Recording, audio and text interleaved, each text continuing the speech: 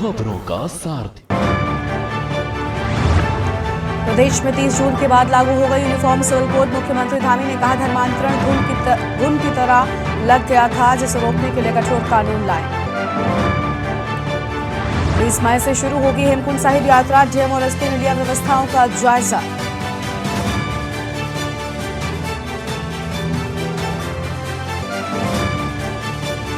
फर्जीवाड़ा रोकने के लिए 15 मई से शुरू होगा जीएसटी सर्वे। संदिग्ध डीलरों व व्यापारियों की सूची तैयार।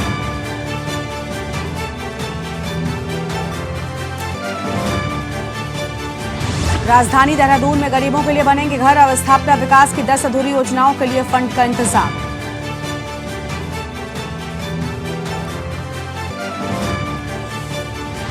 गुजरात के 27 यात्रियों को लेकर जा रही बस हुई हादसे का शिकार। एक की मौत, 16 लोग हुए घायल।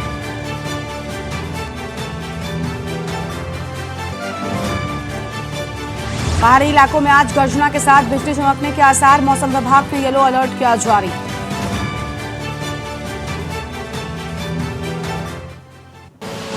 आप देख रहे हैं के न्यूज, खबरों का सारथी।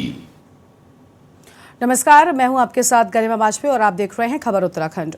कृषि मंत्री गणेश जोशी ने देहरादून में कृषि विभाग के द्वारा आयोजित उत्तराखंड श्री अन्न मिलेट महोत्सव 2023 के पहले दिन आयोजित सांस्कृतिक कार्यक्रम में प्रतिभाग किया है। इस मौके पर गणरत्न नरेंद्र सिंह नेगी, लोक गायक सौरभ मैठाणी, मीना राणा ने अपनी लोक गीतों के माध्यम से महोत्सव में उपस्थित लोगों का लोक संस्कृति की मनमोहक छटा बिखेरी है। कलाकारों ने लोक नृत्य और लोक गीतों से दर्शकों का भरपूर मनोरंजन किया। बता दें कि 13 और 16 मई तक देहरादून हाथीबड़ कला स्थित सर्विस स्टेडियम में अंतर्राष्ट्रीय मिलेट्स वर्ष के उपलक्ष्य में कृषि विभाग द्वारा 4 दिवसीय उत्तराखंड श्री अन्न महोत्सव का आयोजन किया गया है और इस महोत्सव का उद्देश्य प्रदेश में मिलेट्स के उत्पादन को बढ़ावा देने के साथ साथ श्री अन्न का प्रचार प्रसार के साथ ही मिलेट्स के उत्पाद को आम जनमानस की थाली में शामिल करना है। इस मौके पर मंत्री गणेश जोशी ने सभी लोक गायक और कलाकारों को स्मृति चिन्ह देकर सम्मानित भी किया है।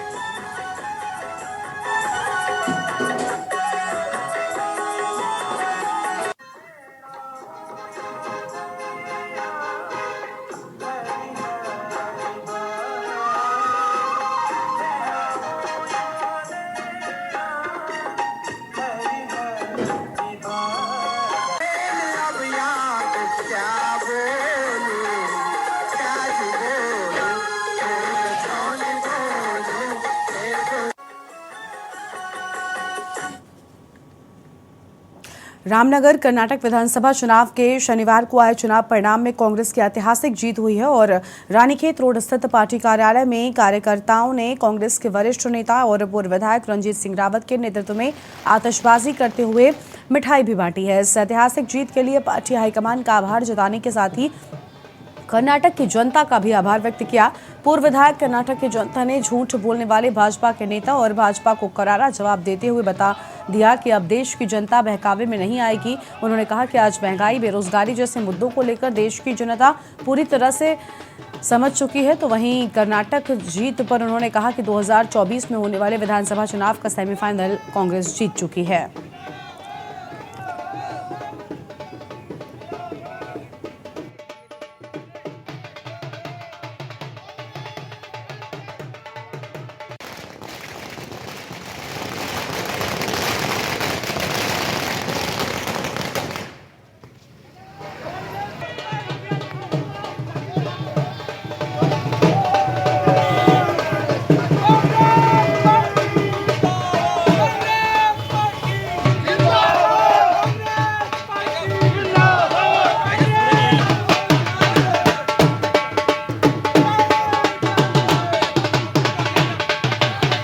देखिए, जिस तरह से भारतीय जनता पार्टी ने पूरे देश में झूठ बोल करके एक माहौल बनाया था, चाहे वो अच्छे दिन का हो, 15 लाख खाते में आने की बात हो, 2 करोड़ युवाओं को हर साल रोज़गार देने की बात हो, किसानों की इनकम दुगनी करने की बात हो, 100 स्मार्ट सिटी बनाने की हो, बुलेट ट्रेन चलाने की बात हो, चीन को लाल आँख दिखाने की बात हो, एक के बदले 100 सिर लाने की बात हो, उन सब में भारतीय जनता पार्टी बुरी तरह फेल हुई।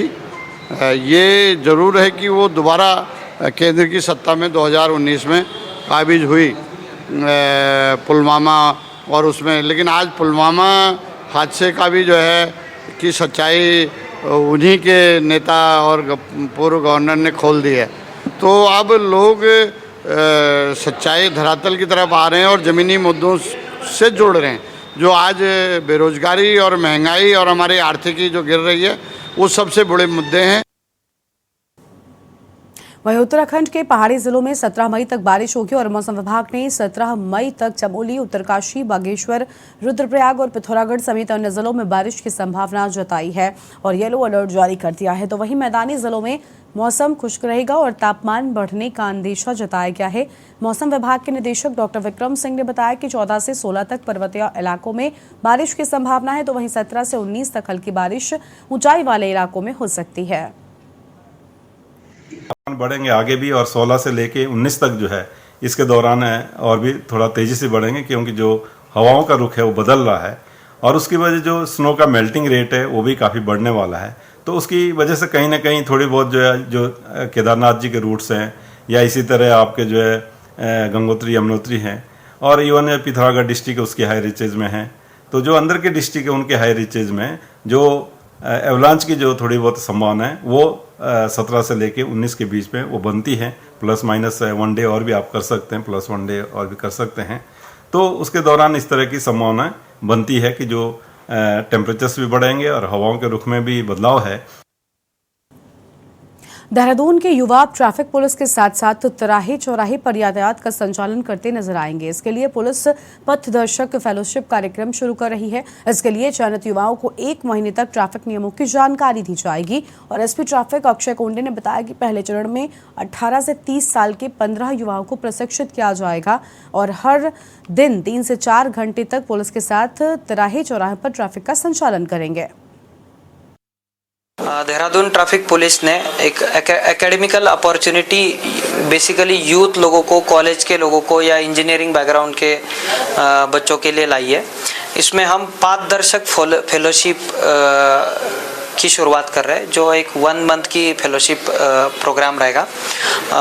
इसमें आपके एप्लीकेशंस इनवाइट किए जाएंगे। हम 10 से 15 लोग उसमें चूज करेंगे जिनको ऑन फील्ड ट्रेनिंग दी जाएगी, ऑफिसर्स के साथ अटैचमेंट होगी। जितने भी मॉडर्न साइंटिफिक टूल्स हम लोग ट्रैफिक मैनेजमेंट में यूज करते हैं, चाहे कैमरे हो, ड्रोन हो, व्हीकल्स हो, इक्विपमेंट हो, इसके साथ एक्सपोजर दिया जाएगा।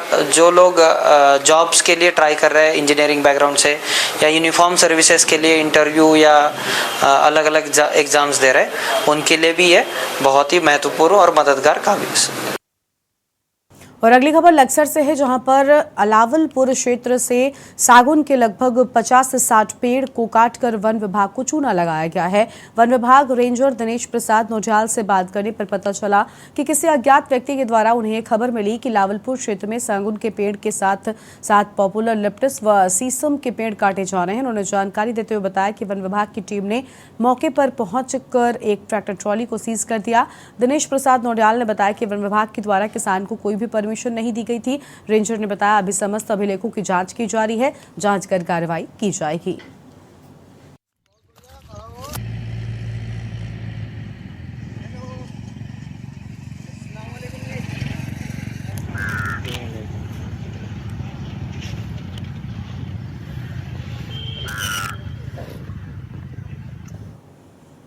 अगली खबर मैंगलोर से है, जहां पर कर्नाटक चुनाव में कांग्रेस की जीत के बाद मंगलौर कांग्रेस के राष्ट्रीय सचिव काजी निजामुद्दीन के आवास पर कांग्रेस कार्यकर्ताओं ने मिठाई खिलाकर एक दूसरे को बधाई दी है। राष्ट्रीय सचिव काजी निजामुद्दीन को कर्नाटक चुनाव में प्रेक्षक बनाया गया था। कर्नाटक में कांग्रेस की जीत के बाद काजी निजामुद्दीन ने बताया कि जनता भाजपा की धार्मिक भावनाओं के झांसे से ऊब चुकी है। कर्नाटक की जनता ने विकास को लेकर वोट किया। भाजपा सरकार ने केवल जनता को लूटने का काम किया और आगे भी कई राज्यों में चुनाव होने हैं जिसके नतीजे भी चौंकाने वाले होंगे। वहीं कांग्रेस की सरकार बनेगी। जनता अब समझ चुकी है कि ये देश लोकतंत्र और संविधान से चलता है। कांग्रेस पूर्ण बहुमत के साथ देश में भी अपनी सरकार बनाएगी।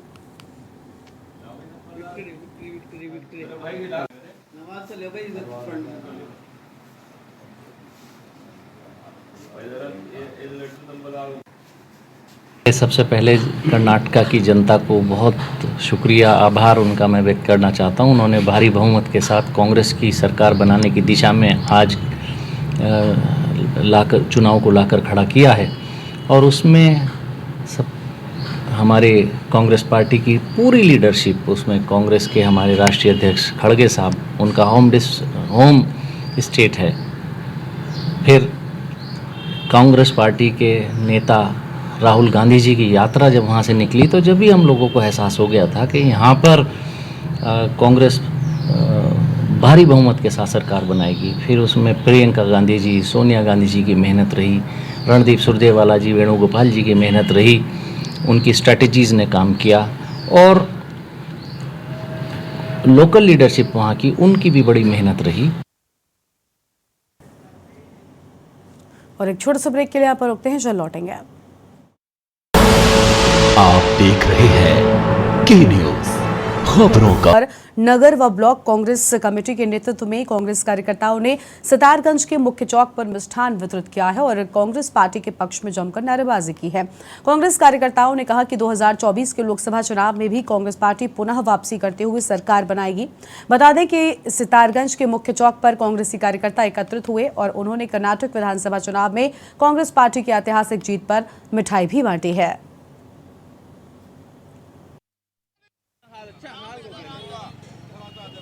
हमारे सीनियर कांग्रेस कमेटी के और हमारे जो जिला नगर अध्यक्ष और महिला कांग्रेस के अध्यक्ष के साथ लोग आए इकट्ठे हुए हैं और पूरे देश के अंदर कांग्रेस की लहर है। जैसे कि माननीय राहुल गांधी जी का जो संदेश है, ये मोहब्बत की लड़ाई जो लड़ी जा रही है, मोहब्बत से जीतेंगे, हम नफरत नहीं फैलाएंगे, मोहब्बत जीतेंगे।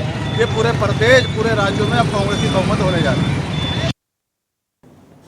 हल्द्वानी में गीता प्रेस ने अपने प्रकाशनों के माध्यम से भारत के आध्यात्मिक और सांस्कृतिक ज्ञान को जन जन तक पहुंचाने में जो भूमिका निभाई वो अनमोल और अद्वितीय है। जब इसकी स्थापना हुई थी तब इसका प्रयोजन यही था कि किसी तरह से पवित्र भगवत गीता को उसके शुद्ध स्वरूप में सही अर्थों के साथ और बहुत ही मामूली दाम पर आमजनों तक पहुंचाया जाए, जो कि उस समय उपलब्ध नहीं था। करीब 100 साल पहले कोलकाता से शुद्ध हृदय से शुरू हुआ ये प्रयास अब भारत ही नहीं बल्कि पूरी दुनिया में अमिट हो चुका है। लेकिन बदलते दौर के साथ आज की युवा पीढ़ी इसके महत्व को भूल चुकी है। साहित्य के प्रति युवाओं का मोह भी भंग हो चुका है। बावजूद इसकी गीता प्रेस आज भी अपने सिद्धांतों पर अटल है और हमारे बुजुर्गों के लिए आज भी यही सब कुछ है। हल्द्वानी कोतवाली के बाहर गीता प्रेस के वाहन में पुस्तक बेच रहे बुजुर्ग से बात की गई तो उन्होंने बताया है कि ये हिंदुओं की धार्मिक पुस्तकों का विश्व का सबसे बड़ा प्रकाशक है। आज भी गीता प्रेस से 1850 प्रकाशन हो चुके हैं। इसमें 760 अकेले संस्कृत और हिंदी भाषाओं में है। गीता प्रेस की स्थापना 1923 में गीता की गई थी। साल 1920 के आरंभिक दशकों में ही व्यवसायी से आध्यात्मिक गुरु बने जयदयाल गोयंदंका और हनुमान प्रसाद पोद्दार नामक मारवाड़ियों ने गीता प्रेस की स्थापना और कल्याण पत्रिका के प्रकाशन की शुरुआत की। नहीं हुआ बाबूजी, आज भी मनुष्य की आस्था है गीता प्रेस पे। जो बुजुर्ग आदमी बेचारे शास्त्र का ज्ञान रखते हैं आज भी लेते हैं, पढ़ते हैं और बहुत सस्ती किताबें होती है गीता प्रेस गोरखपुर की। हमको भी काफ़ी समय हो गया इसमें, तो आज भी लेते हैं, ऐसा नहीं है। क्या नाम है आपका? और आज तयशुदा कार्यक्रम के तहत महाराणा प्रताप चौक पर फ्लाईओवर के नीचे बहुजन समाज पार्टी के कार्यकर्ताओं ने लगभग 5 सूत्रीय मांगों को लेकर एक दिवसीय धरना प्रदर्शन किया और भारतीय जनता पार्टी को जगाने का काम किया। इस दौरान नगर पालिका के पूर्व चेयरमैन शमसुद्दीन ने कहा कि उत्तराखंड की भाजपा सरकार गूंगी बहरी सरकार है। उन्होंने कहा कि दशकों पुरानी काशीपुर के जिला बनाने की मांग आज तक पूरी नहीं हो पाई, जिसको लेकर यहाँ की जनता अपने आप को ठगा सा महसूस कर रही है। बसपाइयों ने तीखे लहजे में चेतावनी दी है कि अगर उत्तराखंड की भाजपा सरकार ने हमारी ये मांगे नहीं मानी तो उग्र आंदोलन किया जाएगा और बहुजन समाज पार्टी सड़कों पर उतरकर धरना प्रदर्शन करने को बाध्य होगी। के द्वारा काशीपुर की सबसे बड़ी समस्या है कि ये फ्लाईओवर आज 7 साल हो चुके हैं। इस 7 साल में काशीपुर बहुत बेहतर और बहुत अच्छा होना चाहिए था। इस काशीपुर फ्लाईओवर की वजह से पूरी तरीके से ख़राब हो चुका है। आज दुकानदार हाथ पे हाथ रख के बैठे हैं। आज हमारी मांग थी माननीय मुख्यमंत्री पुष्कर सिंह धामी जी से कि जो दुकानदार फ्लाईओवर के नीचे बाजपुर रोड, जसपुर रोड और मुरादाबाद रोड पर जितनी परेशानी दुकानदार झेल रहे हैं उस सरकार के द्वारा उनको मुआवजा मिलना चाहिए। आप सब जान रहे हैं कि काशीपुर में पिछले 6 सालों से यहाँ पर ये ओवरब्रिज का निर्माण चल रहा है। अगर ये 5 किलोमीटर लंबा ब्रिज होता तो भी 2 साल में बन जाना चाहिए था।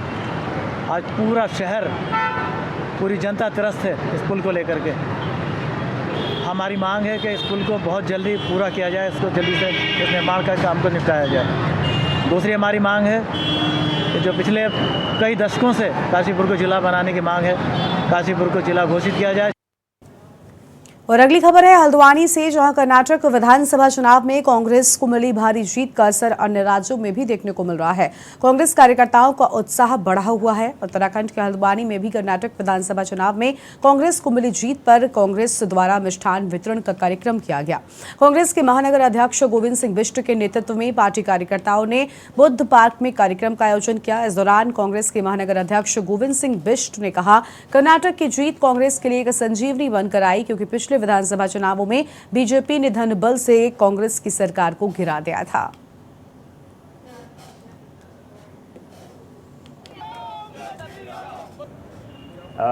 ये कांग्रेस की नीतियों की जीत है और जो छलावा को बढ़ावा देकर और लोगों के भावनाओं से खेल करके, और जिस तरह से पिछली बार ही कांग्रेस आ गई थी लेकिन जनमत का अपमान करके, जनमत का अतिक्रमण करके भारतीय जनता पार्टी ने सरकार बनाई, तो जनता ने इस बार उसका हिसाब दिया है कि आप जब जनमत का अपमान करेंगे तो जनता आपको अगर बिठाना जानती है तो जनता हटाना भी जानती है। तो जनता ने इस बार पूर्ण बहुमत से इसीलिए कांग्रेस को पूर्ण बहुमत दिया है और निस्संदेह कांग्रेस उनकी उम्मीदों पे खरी उतरेगी। जब हम हनुमान जी की स्तुति करते हैं तो एक चौपाई है बहुत अच्छी, भूत पिशाच निकट नहीं आवे, महावीर जब नाम सुनावे। ये बड़ा फिट बैठता। भूत पिशाच में किन्हीं दो व्यक्ति विशेष के लिए कह रहा हूँ, आप समझ गए होंगे। भूत पिशाच निकट नहीं आवे, महावीर ने नाम सुनावे। भूत पिशाच निकट नहीं आए जब महावीर ने नाम सुनाया। ये पूरे देश के अंदर जिस तरह की हिंदू मुसलमान की हवा फैला करके ये इस बात का जवाब नहीं देंगे कि दो करोड़ नौकरियां कहाँ चली गई। ये इस बात का जवाब नहीं देंगे काला धन कहाँ चला गया। ये इस बात का जवाब नहीं देंगे इतनी महंगाई होगी देश में। ये इस बात का जवाब नहीं देंगे कि देश पूरा सांप्रदायिक माहौल में इन्होंने धकेल के रख दिया। ये किसी बेरोजगारी में इन्होंने धकेल कर दिया। इस बात का जवाब नहीं देंगे। ये तो बस इस बात का जवाब देंगे मुझे 91 गाली दी, इस आधार पर मुझे वोट दो। देखिए लास्ट में एक चौपाई निकले और मैं बोलता हूँ जो भारतीय जनता पार्टी में बिल्कुल सही बैठती है कि किस तरह हमारे आराध्य देवों के नाम लेकर करके ये पूरे जनता को भ्रमित करते रहे।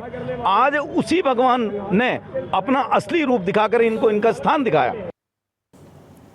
अगली खबर है कालाडूंगी से, जहां पर इस साल लगभग 38 लाख से ज्यादा विद्यार्थियों ने सीबीएसई बोर्ड में मैट्रिक और 12वीं की परीक्षाओं में भाग लिया, जिसके परिणाम अब आ चुके हैं। तो वहीं कालाडूंगी व कोटबाग क्षेत्र के निजी स्कूलों का भी बेहतरीन प्रदर्शन रहा है। कालाडूंगी विधानसभा स्थित अमर मेमोरियल पब्लिक स्कूल के 10वीं और 12वीं के विद्यार्थियों ने शानदार प्रदर्शन किया। 12वीं में मयंक कोरंगा ने सर्वाधिक 95.6% अंक प्राप्त किए हैं। तो वहीं स्कूल प्रबंधन के द्वारा अच्छा प्रदर्शन करने वाले सभी छात्रों को अब सम्मानित किया जाएगा।